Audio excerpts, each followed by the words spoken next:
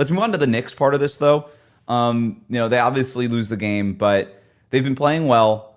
Cat has been a really good fit for them. Like, not just on the court. Like, obviously the pick and pop with him and Jalen Brunson's been awesome. I thought his defense was okay in that Hawks game, and okay overall. It hasn't been as bad as maybe a lot of people feared.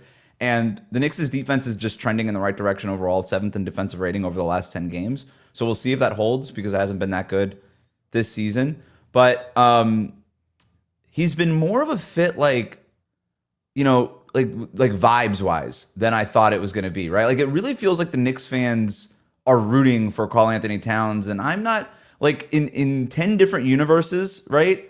Like, this probably happens 1 out of the 10 universes where the Knicks fans kind of get are buying into Cat this way, but I think they are. What do you think?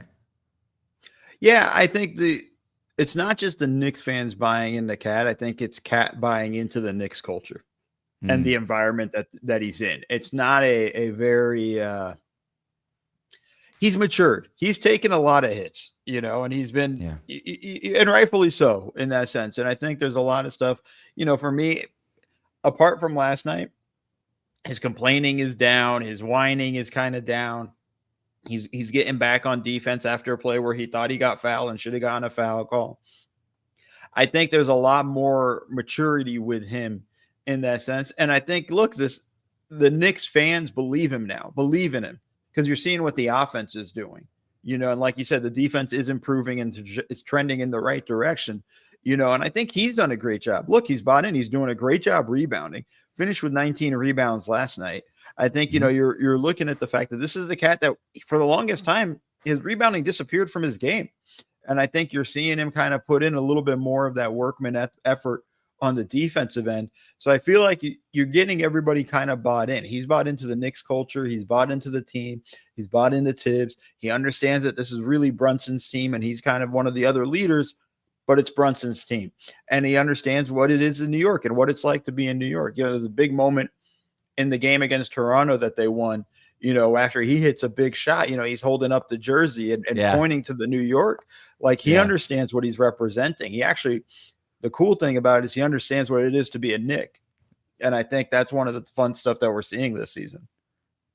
Yeah, he's totally bought in. And even last night against Atlanta, I think there were certain Knicks that weren't playing well in that game. Again, not Karl-Anthony Towns. Like, that guy was playing really fast, playing physically. I think his attacks off the dribble have gotten a lot better. I don't know what he's changed, but he's less like sort of limbs everywhere flying into brick walls now, and more just sort of like, it's direct. It's more direct, right? It has a plan. Like, yeah, exactly. It's not like it's not like me on a day where I don't know what I'm gonna do. Where I don't have anything kind of structured, and I'm like, all right, well, I can do this. Yeah, I'm all over the place. He used to be like going into the grocery store with no list and just sort of wandering the aisles on his drive. And now he's like, hungry. All right, I'm hitting produce. Time to grocery shop, and was hungry.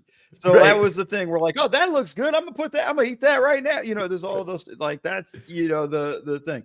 This time it's more like he's going into the grocery store with a list. He's understanding more of the opportunities, how to attack, when to attack. There's some fun stuff there in the pick and pop situations. He sees the defense running at him. He's doing a great job with the pump fake and immediate drive. Like, it's not messing around. It's not a pump fake, sidestep, and all the boom, going direct line. That's the thing. They've kind of streamlined his process a little bit, and we're seeing the benefits of it.